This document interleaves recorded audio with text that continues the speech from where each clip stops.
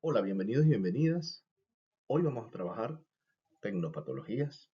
Esta es una aproximación desde la psicología clínica, específicamente de la psicopatología, y vamos a revisar cómo se comportan ciertas entidades, ciertos cuadros y entidades clínicas frente a las tecnologías de la información y la comunicación, así como cuáles son las nuevas formas patológicas, por así decirlo, o entidades patológicas que aparecen en este mundo de lo virtual, de la inteligencia artificial, de la internet y de la hiperconectividad. Pensar definiendo algunos términos que son importantes. El primero es el concepto de transhumanismo. Hablar de transhumanismo será hablar de una persona que mejora, compensa o desarrolla sus habilidades a partir de tecnología, de maquinaria o precisamente algún tipo de software. En este caso, vamos a hablar de dispositivos, por así decirlo, o aplicaciones que mejoran o que potencian las habilidades y las competencias que tenemos. Hablar del Internet de las cosas es hablar de objetos que están en nuestras viviendas y que pueden ser manipulados a distancia a partir de aplicaciones que están en nuestro teléfono o en la computadora o mediante cualquier dispositivo vía internet.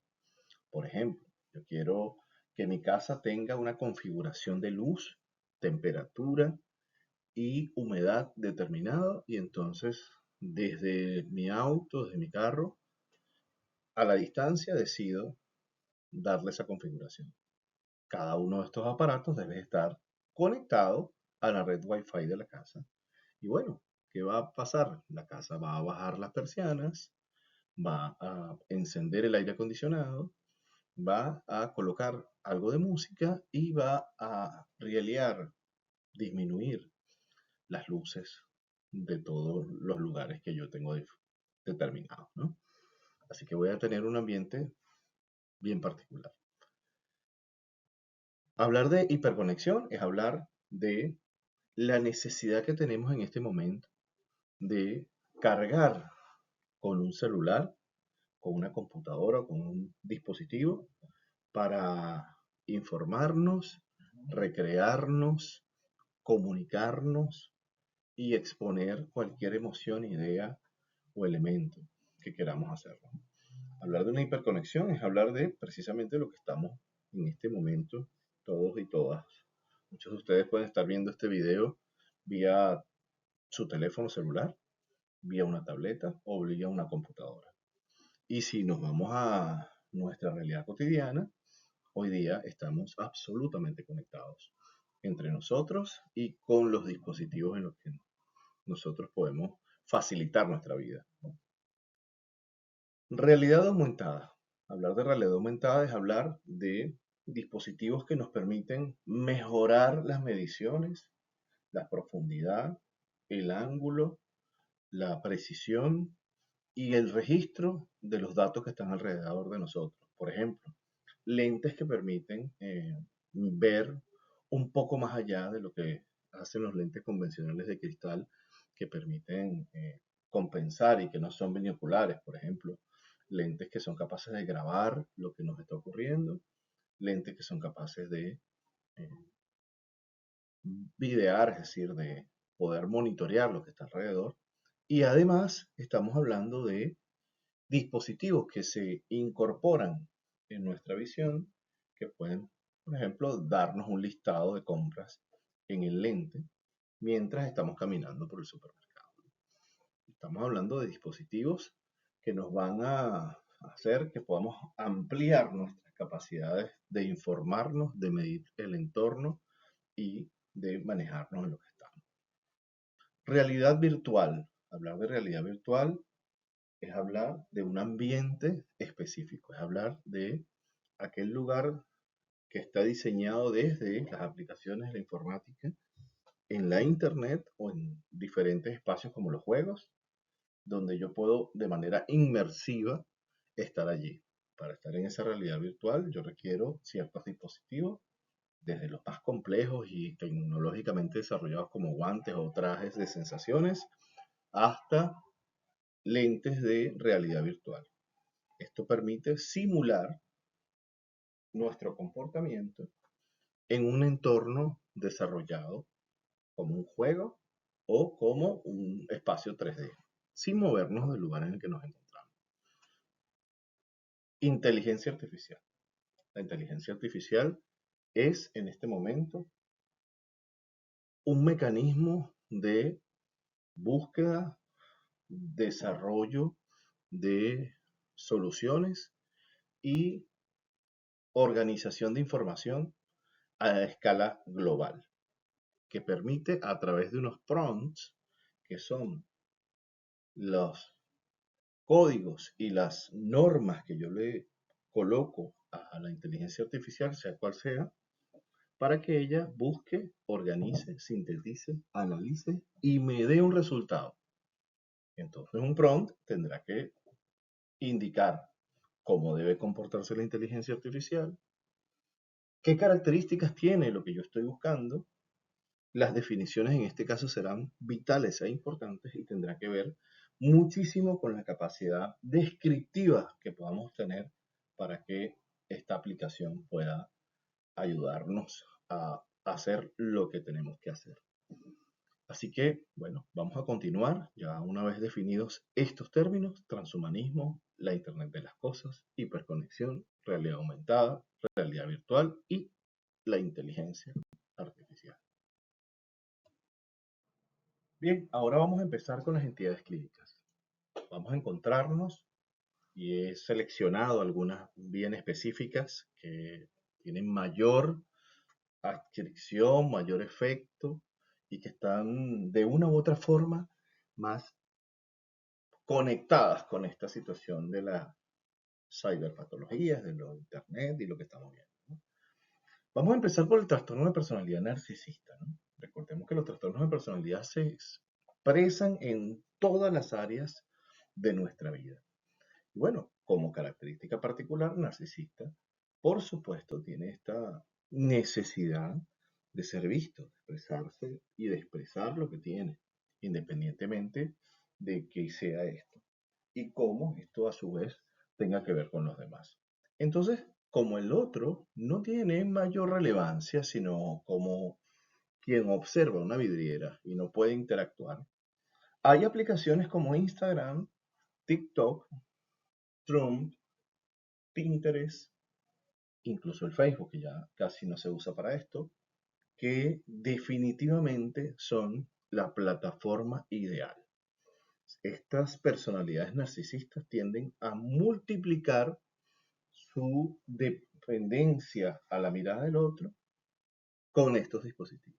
Entonces son personas que van a publicar toda su cotidianidad como si estamos hablando de un reality show en el cual ellos o ellas van a exponer desde el desayuno hasta la cena. Entonces, este es uno de los elementos bien interesantes, y es que estamos hablando de una identidad idealizada, recuerden, y una exposición absoluta en este caso.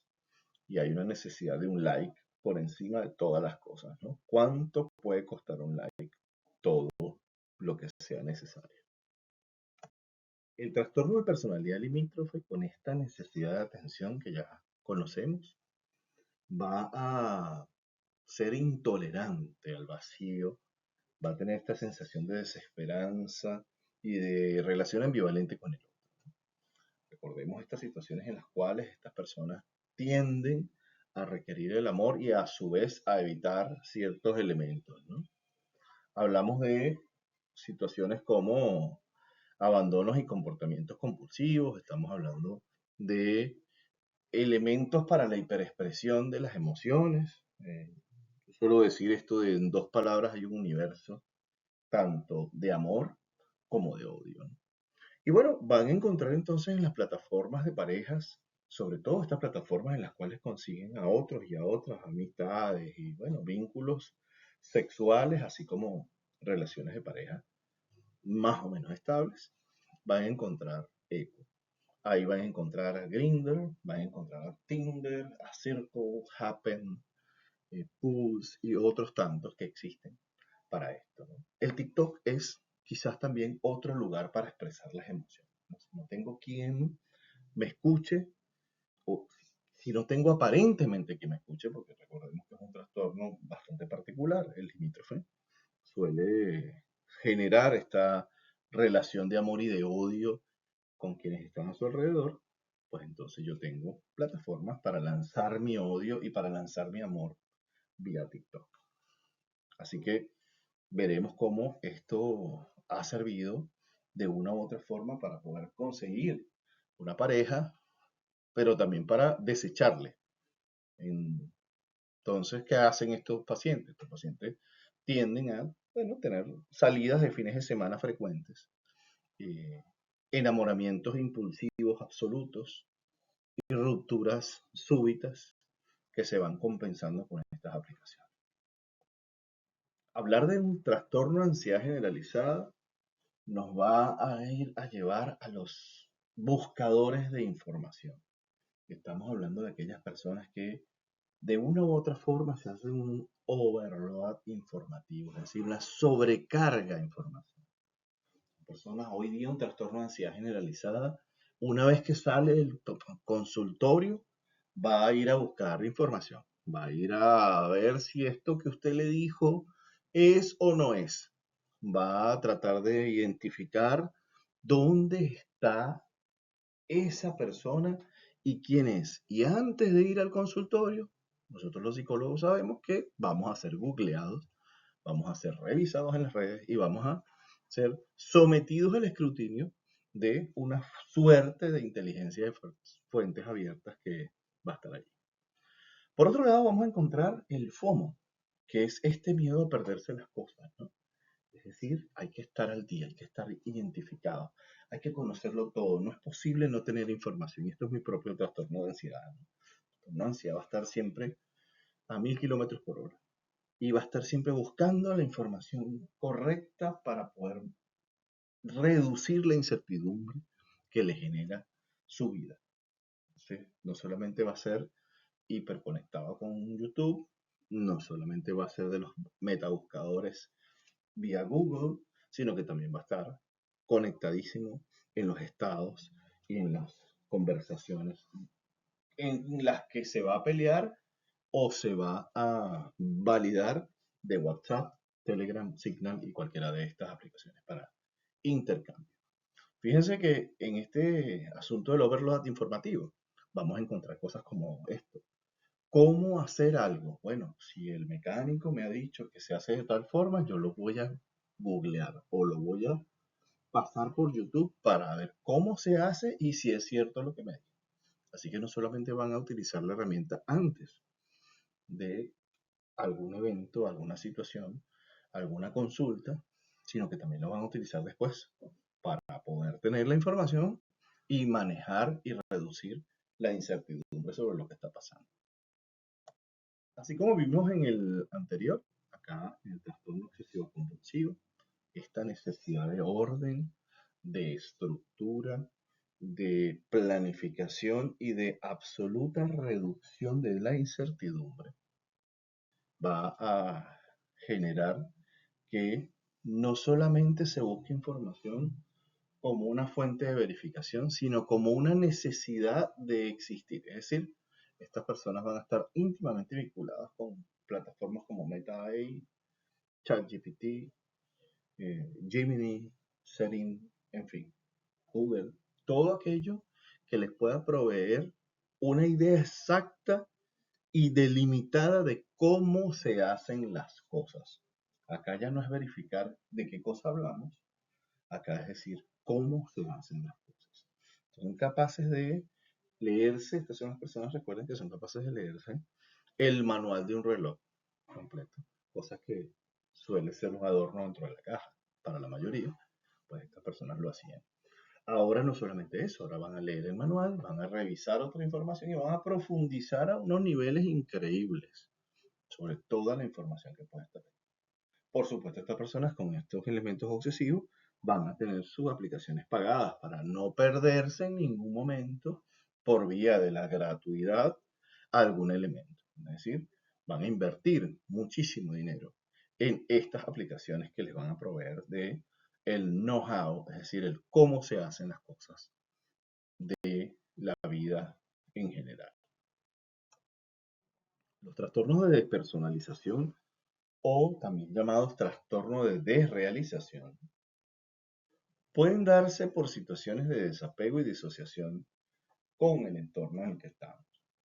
Entonces, ¿qué es lo que ocurre acá? Bueno, estas personas van a construir sus propios avatares, van a estar conectados con otras personas, pero desde la fortaleza que les da el no tener que colocar ni su nombre ni su identificación. Crearse un personaje también les va a permitir vincularse de otras formas. Puede ser una persona mayor que se hace pasar por uno menor. Puede ser una persona con discapacidad que se crea un avatar dentro de un juego difícil y que allí puede ejecutar saltos, puede caminar, puede volar y puede hacer una cantidad de cosas que no podría de ninguna forma, ¿no? Es decir, ni siquiera por la vía de ir a saltar en paracaídas o tomar un avión o usar sus piernas. Así que fíjense cómo esto va a promover esta extensión.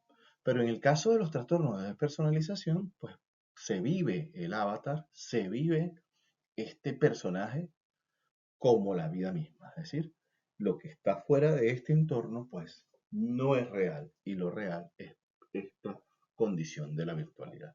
Y ahí ocurre en estos casos que, bueno, que son personas que se pueden confundir con trastornos antisociales, pero realmente lo que tenemos es una despersonalización, una vida de otras personas en el ambiente virtual muy distinta. Dentro de estas patologías conocidas vamos a tener esta psicosis inducida por el uso de tecnologías. Puede haber una desrealización, pero también hay una vulnerabilidad genética, una vulnerabilidad fisiológica en muchos pacientes. Vamos a hablar de que hay materiales alucinatorios, inclusive ya se conocen imágenes, presentaciones, música 8K y de varias dimensiones en las cuales las personas pueden perder la orientación y pueden entrar en un mundo en el cual la psicosis sea disparada por un evento. Recordemos que el mundo es simbólico, nuestra realidad es simbólica, y entonces, si estoy dentro de un juego, si yo estoy dentro de una simulación, puedo llegar a asumir que esa simulación es la realidad. Y si en esa realidad yo tengo un impacto emocional, pues puede ocurrir fácilmente que yo tenga una forma de huir en la psicosis. En el mundo de las adicciones ya conocemos la ludopatía y las plataformas como PokerStars y otras tantas que, si bien hacen advertencia para que sus usuarios no se vuelvan ludópatas, es como el bingo que ya conocemos o los casinos que ya conocemos o los mundos de las apuestas. Son tentadoras estas plataformas para los adictos y las personas que tienen problemas de consumo de este tipo de materiales. Y los ludópatas son particularmente vulnerables al mundo de la Internet. Bueno, porque estamos hablando de que ya esta persona no tiene que desplazarse a un lugar, simplemente tiene que prender, encender una computadora y ponerse a jugar. Esto, por supuesto, es un potenciador de la adicción, la facilidad de acceso y las formas en las que se da. Tanto es así que en esta plataforma puedes iniciar con un crédito que te da la plataforma para que tú pruebes el sistema, la aplicación y las formas. Por otro lado, vamos a tener otras adicciones, por ejemplo, adicciones a las experiencias fuertes o a las experiencias raras. En Internet vamos a encontrar en la Deep Web y también en la Internet convencional, en la Light Internet, vamos a encontrar retos y vamos a encontrar grupos en los cuales las personas intercambian ciertas formas o juegos de adultos que terminan por generar experiencias con mucha adrenalina. También esto puede ser un facilitador de adicciones y además un espacio privado en el cual yo estoy en un cuarto y nadie me ve haciendo este tipo de cosas.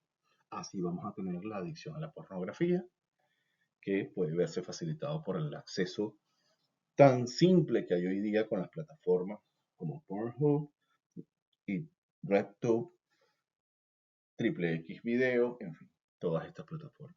Así que estas adicciones se ven facilitadas porque es un entorno privado, concentrado en un lugar, de una forma que no le genera aparentemente riesgo para su moral o su espacio. Estar conectado también conlleva altos riesgos. Uno de ellos es ser víctima de acoso, humillación, intimidación, algún tipo de violencia, maltrato, burla, malas palabras y también podemos encontrar acusaciones falsas. A esto y a todo un montón de cosas más se les llama cyberbullying. Es ese momento en el cual estamos siendo sometidos a la agresión del entorno. Ahora bien, esto tiene dos características. Uno es que tenemos la posibilidad de convertirnos en blanco de los haters, de personas que odian, están molestas, quieren, se vengan o simplemente tienen placer por lastimar. Y segundo, estamos de una y otra forma siendo vulnerables y sintiendo el trauma. Es decir, podemos llegar a tener efectos que incluso afectan la calidad de vida y por encima de otras cosas también los estados de ánimo. Los riesgos de estar hiperconectados sin una guía y sin las protecciones adecuadas, como antivirus, como padres, como amigos, como personas que nos puedan guiar en este asunto, pueden hacer que alguien se oculte y se presente como quien no es. Y esto se llama grooming. En el grooming, las personas pueden, siendo adultas, fingirse ser niños, ser adolescentes, en fin. Y hay una falsa idea de que solicitando el Instagram de una persona, yo puedo asumir que existe una vida detrás de eso. Entonces yo puedo vincularme aún más. La verdad es que en el grooming que se combinan varios conceptos que ya vimos, como el Internet de las cosas, porque se pueden manipular y acceder a la otra computadora o al otro teléfono a partir de códigos o a partir de una conversación que va intercambiando data, pues también va a ocurrir que la inteligencia artificial puede crear un avatar con suficiente realismo o a su vez crear conversaciones de determinadas edades para promedios de edades específicas. Así que bueno, hoy es importante tener en cuenta esto porque incluso pueden haber bots que hagan grooming y que se encarguen de sacar información para la explotación sexual, pero también para otras muchas cosas como las estafas digitales. Vamos a encontrar en esta hiperconectividad que nos permite estar en la seguridad de nuestros hogares, la oniomanía digital. La oniomanía digital es una conducta de compra compulsiva. La oniomanía como tal existía hace mucho tiempo y es alguien que al verse sobrepasado por determinadas situaciones de la vida, pues decide ir a comprar. Compra, compra, compra, compra. Y no tiene límites sobre eso. Puede ser compras que le terminen generando problemas en su presupuesto o no, si tiene un presupuesto suficientemente abultado. Lo importante de esto es que es una compra compulsiva, y cuando hablamos de lo compulsivo es que es inmediato, busca satisfacer una situación de estrés y además, en este caso, puede estar asociado a objetos, servicios o, digamos, alimentos que no se necesitan. Es decir, estamos hablando de un consumo descontrolado por el valor de la reducción de la ansiedad y no ni siquiera por el valor de consumo, es decir, esto me va a servir o me va a gustar, o, ¿no? Sino, ni por el valor de uso, es decir, esto tiene una función específica. El catfishing se utiliza como búsqueda de identidades falsas, pero está asociado fundamentalmente a enamorar a alguien. Tiene que ver con vender una idea de que no es. Vamos a encontrar aplicaciones como Cupid y Tinder que están conectadas con eso. Personas que crean identidades falsas para poder tener amantes o para vender cosas que no son en sus vidas y para tener esas fantasías. Hoy día se puede tener una relación virtual y no tocarse, porque hay dispositivos que permiten el juego intermedio. También la imaginación lo va a hacer siempre, toda la vida. Así que bueno, esto va a ocurrir muchísimo para generar la búsqueda de este famoso amor perfecto que muchas personas creen que existe. Stalkear. Stalkear ya tiene tiempo en el mundo y lo vamos a conocer. Y es una forma de espionaje digital, es una forma de ciberespionaje de fuentes abiertas. Las personas suelen crearse Instagram paralelos para poder ver qué hay allí. Se utiliza también de una manera aparentemente legal en business intelligence, en data mining y en espionaje de fuentes abiertas que tienen que ver con qué es lo que a usted le gusta y entonces yo con eso que a usted le gusta puedo enviarle lo que yo tengo como algún tipo de marketing. Y se puede hacer a través de esto una segmentación. Stalkear también lo hacen las personas, pues. Entonces, ese es stalkeo que busca. Busca saber en qué anda la otra persona o un grupo determinado de personas. En qué andan sin ser visto. Así que a esto tiene esa suerte de espiar al otro sin ser detectado. Y es un juego del gato y el ratón que se suele hacer una vez que se termina una relación o cuando se quiere iniciar una relación o cuando se quiere averiguar la vida de un vecino o alguien que está por allí. Y esto tiene a veces genera circunstancias muy particulares, pero además genera ansiedad en muchas personas. Porque recuerden que tenemos el FOMO, esta ansiedad por no perderse una sola cosa. Hablar de sexting es hablar de una práctica que es natural. Estamos hablando de una práctica que tiene desde la existencia del texto plano, en el cual una pareja, un par de personas o más, intercambian información, intercambian mensajes asociados al erotismo, es decir, mensajes eróticos y mensajes que tienen una connotación sexual, como inicio, como fin o como mantenimiento del erotismo.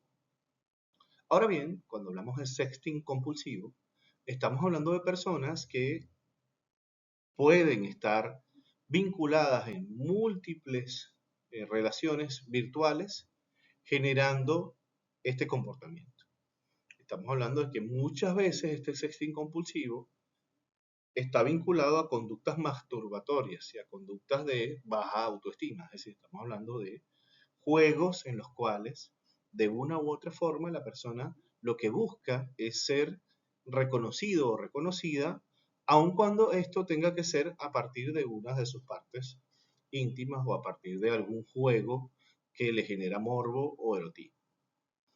El sexting compulsivo cada vez es más frecuente, las personas cada vez tienen más esta acción y tiene que ver con esta posibilidad de sentirse erotizado de manera perpetua. ¿Qué características tiene? Bueno, la persona hace sexting con una persona ahora y puede estar haciendo en simultáneo o puede tener varias personas al mismo tiempo. Puede jugar con una foto y enviarla, reenviarla a diferentes personas o puede estar hilando una cosa con la otra. El sexting compulsivo no necesariamente está asociado con su función natural, que es mantener y erotizar a una pareja para luego llegar a un acto resolutivo, sino más bien está asociado a mantener el erotismo para la propia satisfacción, es decir, más asociado a la conducta masturbatoria que a la conducta de intercambio o de interacción coital. Es decir, estamos hablando de básicamente algo que es para la propia satisfacción. Esto, si se da de una manera natural y se plantea como tal, no es un problema. El problema está en que así como tenemos personas que pueden tener conductas masturbatorias disruptivas 10, 12 veces al día, pues estas personas también tienden a tener multiplicidad de vínculos y necesitan esta sensación, necesitan esto como un elemento compulsivo así. Es decir, tiene que estar allí de manera constante para de una u otra forma hacerlo sentir bien. Estar hiperconectado va a ser, como vimos, y por eso lo coloco después del sexting, también enviarnos información privada, fotografías, pero también conocimiento, datos del otro. En muchos casos se viene dando esto de, una vez que termino contigo, que termina la relación, que se rompe este vínculo, pues entonces yo develo información. Ya las empresas serias tienden a hacerte firmar documentos en los cuales tú debes garantizar que no vas a hacer esto, ¿no? Divulgar información.